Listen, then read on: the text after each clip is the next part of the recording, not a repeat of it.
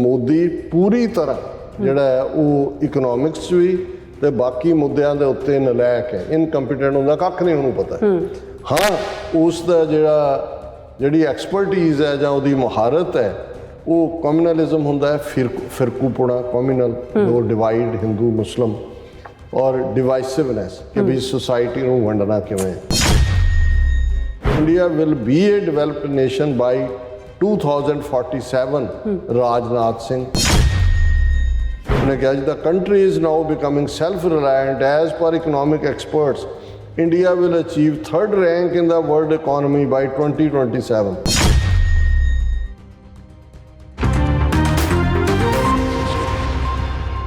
Viewers welcome back on program. So viewers ਗੱਲਬਾਤ ਕਰਨ ਜਾ ਰਹੇ ਹਾਂ ਕਿ ਭਾਰਤ ਦੀ ਫਾਈਨੈਂਸ ਮਿਨਿਸਟਰ ਨਿਰਮਲਾ ਸੀਤਾਰਮਨ ਦੇ ਜਿਹੜੇ ਹਸਬੈਂਡ ਦਾ ਕਹਿਣਾ ਹੈ ਕਿ ਮੋਦੀ ਨੂੰ ਇਕਨੋਮਿਕਸ ਜਾਂ ਦੂਸਰੇ ਵਿਸ਼ਿਆਂ ਬਾਰੇ ਕੁਝ ਵੀ ਨਹੀਂ ਪਤਾ, ਉਸ ਨੂੰ ਸਿਰਫ ਫਿਰਕੂ ਨਫ਼ਰਤ ਜਿਹੜੀ ਹੈ ਫੈਲਾਉਣੀ ਆਉਂਦੀ ਹੈ। ਸੋ ਯਾਦ ਰਹੇ ਨਿਰਮਲਾ ਦਾ ਹਸਬੈਂਡ ਪਾਰਾ ਕਲਾ ਪ੍ਰਭਾਕਰ ਖੁਦ ਇੱਕ ਵੱਡਾ ਇਕਨੋਮਿਸਟ ਹੈ। ਸੋ ਇਸ ਬਾਰੇ ਆਪਾਂ ਗੱਲਬਾਤ ਕਰਨ ਜਾ ਰਹੇ ਹਾਂ। ਸੋ ਅਸੀਂ ਚਾਹਾਂਗੇ ਕਿ ਤੁਸੀਂ ਇਸੇ ਤਰ੍ਹਾਂ ਬੜੇ ਰਹਿਣਾ, ਦੇਖਣ ਸੁਣਨ ਜਾਂ ਲਿਖਣ ਲਈ ਤੁਹਾਡਾ ਸਭ ਦਾ ਬਹੁਤ ਧੰਨਵਾਦ ਜੀ। ਡਾਕਟਰ ਸਾਹਿਬ ਕੀ ਕਹਿਣਾ ਚਾਹੋਗੇ? ਇਸ ਤੋਂ ਪਹਿਲਾਂ ਕਿ ਅਸੀਂ ਪਾਰਾ ਕਲਾ ਪ੍ਰਭਾਕਰ ਨੇ ਕੀ ਕਿਹਾ ਮੋਦੀ ਔਰ ਉਸ ਦੀ ਸਾਰੀ ਆਰਥਿਕ ਨੀਤੀ ਬਾਰੇ ਉਸ ਦੀ ਗੱਲ ਕਰੀਏ, ਅਸੀਂ ਜਿਹੜੇ ਵੀਰ ਭੈਣਾਂ ਸਾਡੀ ਫੇਸਬੁੱਕ ਦੇ ਉੱਤੇ ਲਾਈਵ ਜੁੜੇ ਹੋਏ ਨੇ ਉਹਨਾਂ ਨੂੰ ਐਕਨੋਲਜ ਕਰਨਾ ਚਾਹੁੰਦੇ ਹਾਂ। ਸਿੰਘ ਹਰਮਿੰਦਰ ਕਹਿੰਦੇ ਨੇ ਸਾਰੇ ਖਾਲਿਸਤਾਨੀ ਭੈਣਾਂ ਤੇ ਭਰਾਵਾਂ ਨੂੰ ਵਾਹਿਗੁਰੂ ਜੀ ਕਾ ਖਾਲਸਾ ਵਾਹਿਗੁਰੂ ਜੀ ਕੀ ਫਤਿਹ। ਦਵਿੰਦਰ ਸਿੰਘ ਖਾਲਿਸਤਾਨ ਜ਼ਿੰਦਾਬਾਦ ਕਹਿੰਦੇ ਨੇ।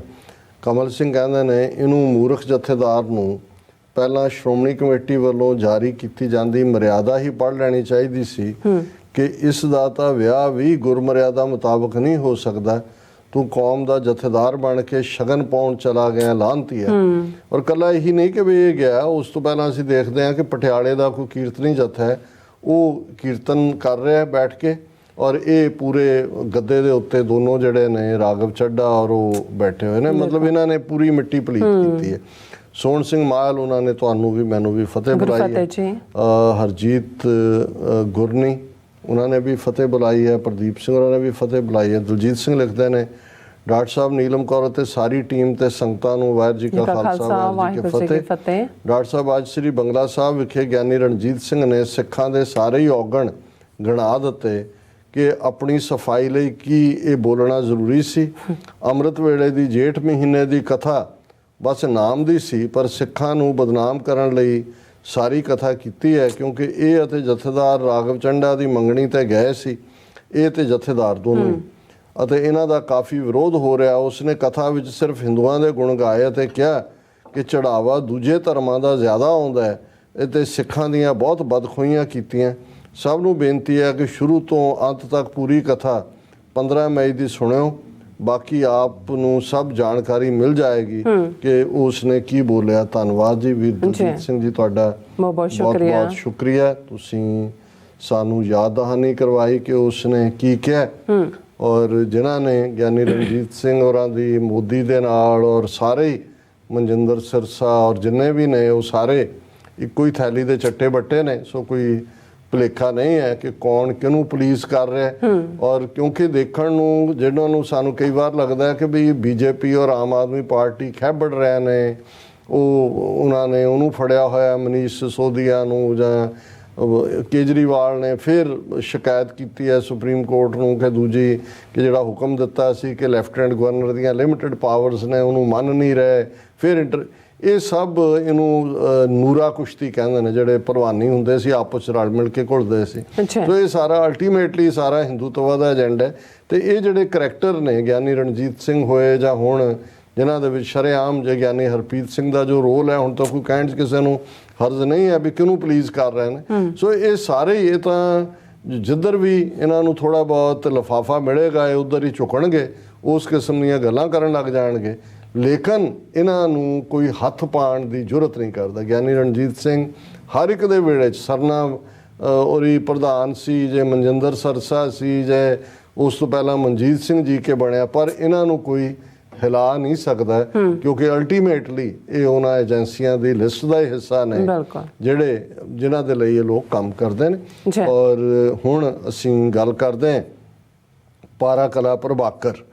ਇਹ ਬਹੁਤ ਵੱਡਾ ਇਕੋਨੋਮਿਸਟ ਹੈ। ਇਹਦੀ ਘਰ ਵਾਲੀ ਜਿਹੜੀ ਹੈ ਉਹ ਸੀਤਾਰਮਨ फाइनेंस मिनिस्टर है मोदी दी और ये उन्हें करण थापर ਨੂੰ इंटरव्यू ਦਿੱਤਾ। करण थापर बहुत ਵੱਡਾ ਜਿਹੜਾ ਉਹ ਐਂਕਰ ਹੈ, ਉਹਦਾ ਇੱਕ ਆਪਣਾ ਨਾਂ ਹੈ ਔਰ ਉਹਦੇ 'ਚ ਜਿਹੜੇ ਲਫ਼ਜ਼ ਐਗਜ਼ੈਕਟਲੀ ਉਹਨੇ ਕਹੇ ਅੰਗਰੇਜ਼ੀ 'ਚ, ਉਹਨੇ ਕਿਹਾ ਕਿ Modi is staggeringly incompetent in economics and most other things except in spreading communalism and divisiveness।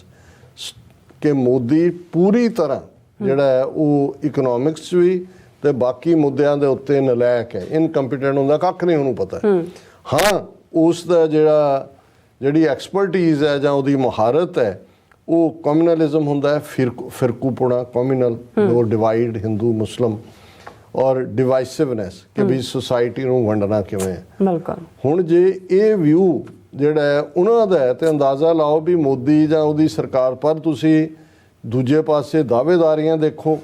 Rajnath Singh ਜਿਹੜਾ ਉਹਦਾ ਮੇਨ ਮਿਨਿਸਟਰ ਹੈ, ਡਿਫੈਂਸ ਮਿਨਿਸਟਰ, ਉਹ ਕਹਿ ਰਿਹਾ ਹੈ India will be developed nation, India will be a developed nation by 2047। Rajnath Singh ਉਹਨੇ ਕਿਹਾ ਜੀ, the country is now becoming self reliant as per economic experts, India will achieve 3rd rank in the world economy by 2027। ਹੁਣ 27 ਨੂੰ ਤਾਂ 4 ਸਾਲ, ਮਤਲਬ ਇਹ ਹੈ ਕਿ ਅਸੀਂ 99 ਨੰਬਰ 'ਤੇ ਇੱਕਦਮ ਆ ਜਾਵਾਂਗੇ ਤੇ ਅਸੀਂ ਦੁਨੀਆ ਦੀ ਵੱਡੀ ਇਕੋਨਮੀ ਬਣ। ਤੁਸੀਂ ਉਸ 2047 ਤੱਕ ਨਾ ਇਹਨਾਂ 'ਚੋਂ ਕਿਸੇ ਨੇ ਜਿਉਣਾ ਹੈ, ਨਾ ਹੁਣ ਵਾਲਿਆਂ ਨੇ ਵੋਟ ਪਾਉਣ ਜੋਗਾ ਹੈ। ਜੋ ਸਾਹਮਣੇ ਨਜ਼ਰ ਆ ਰਿਹਾ ਹੈ ਉਹ ਜਲੂਸ ਨਿਕਲ ਰਿਹਾ ਹੈ।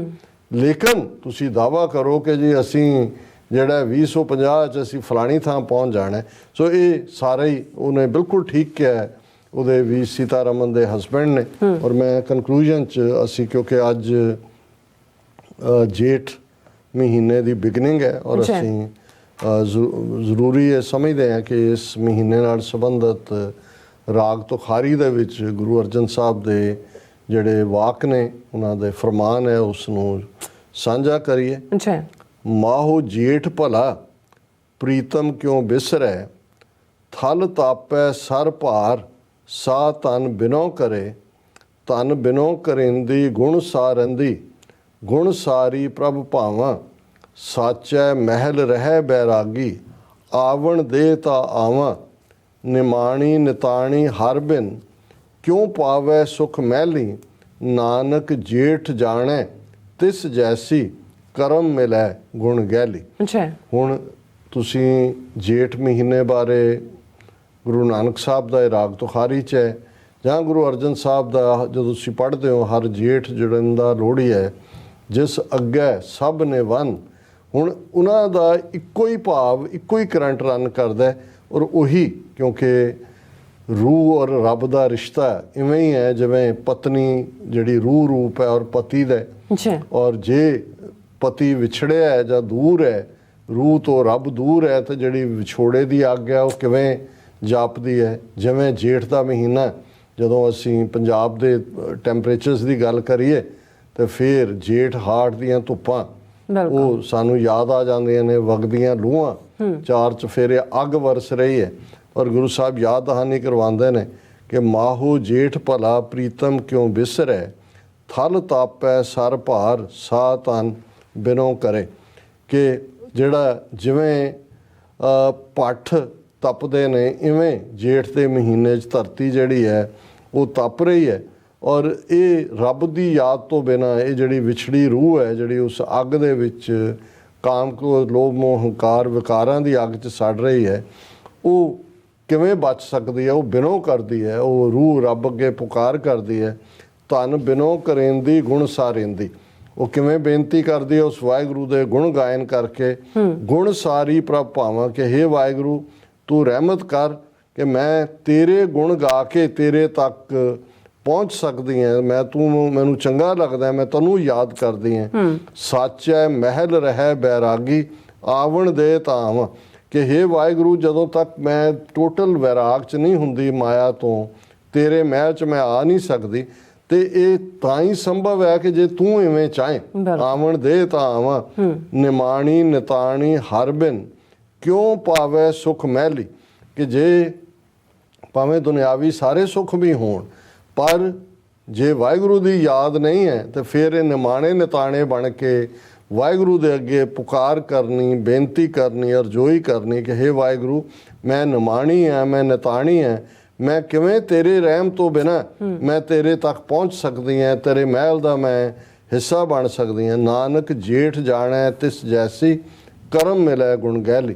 ਗੁਰੂ ਨਾਨਕ ਸਾਹਿਬ ਯਾਦ ਦਹਾਨੀ ਕਰਵਾਉਂਦੇ ਨੇ ਕਿ ਜਿਹੜੀ ਰੂਹ ਰੱਬ ਦੇ ਗੁਣ ਗ੍ਰਹਿਣ ਕਰ ਲੈਂਦੀ ਹੈ, ਗਹਿਲੀ ਹੈ ਕਿ ਗੁਣਾਂ ਨੂੰ ਗ੍ਰਹਿ ਕਰਨਾ, ਉਹ ਉਸ ਵਾਹਿਗੁਰੂ ਦੇ ਨਾਲ ਜਿਹੜੀ ਰੂਹ ਸਾਂਝ ਪਾ ਲੈਂਦੀ ਹੈ, ਉਸ ਦੇ ਉੱਤੇ ਵਾਹਿਗੁਰੂ ਦਾ ਕਰਮ ਹੁੰਦਾ ਹੈ, ਬਖਸ਼ਿਸ਼ ਹੁੰਦੀ ਹੈ, ਔਰ ਉਹ ਰੂਹ ਉਸ ਵਾਹਿਗੁਰੂ ਨੂੰ ਹਾਸਿਲ ਕਰਦੀ ਹੈ, ਵਾਹਿਗੁਰੂ ਦੇ ਨਾਲ ਇੱਕਮਿਕ ਹੁੰਦੀ ਹੈ।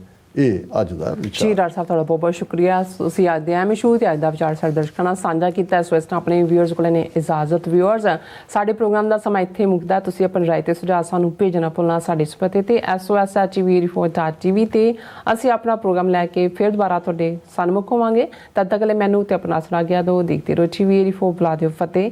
ਵਾਹਿਗੁਰੂ ਜੀ ਕਾ ਖਾਲਸਾ, ਵਾਹਿਗੁਰੂ ਜੀ ਕੀ ਫਤਿਹ। ਰੱਬ ਰਾਖਾ।